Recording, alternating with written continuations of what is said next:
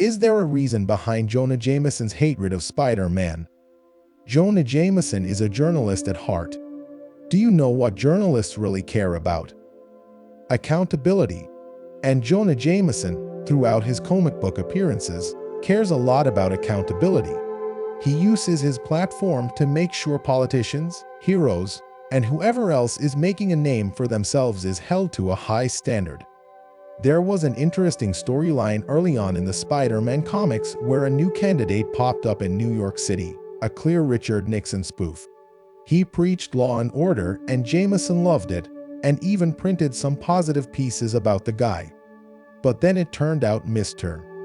Nixon wannabe was also a thug and used law and order as something of a front for strong-arming people into doing what he wanted.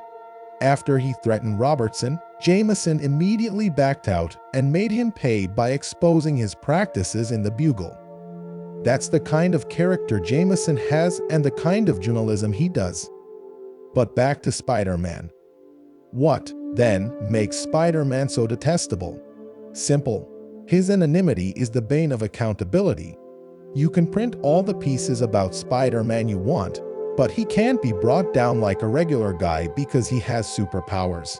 And he won't face meaningful repercussions for his actions otherwise because nobody knows who he really is. By staying anonymous, he's largely immune to the power of the press. And Jameson does not trust somebody immune to the press. But beyond that, Jameson cares about the example set. What example does Spider-Man set for young people? He goes around beating up criminals without regard for the law and gets away with it. No kid should look up to that, and that's all the more reason to call Spider-Man a menace. If you want to really understand where Jameson's coming from, look no further than the man he admires most, his own son. Now, obviously, that admiration is biased. But Jonah Jameson is a man after JJ's heart. He's a public hero who gained his fame through service to his country as an astronaut. He doesn't hide behind a mask or keep his life anonymous. He is held accountable by the press, and he gives children a great example of an honorable, patriotic man doing his bit for his country.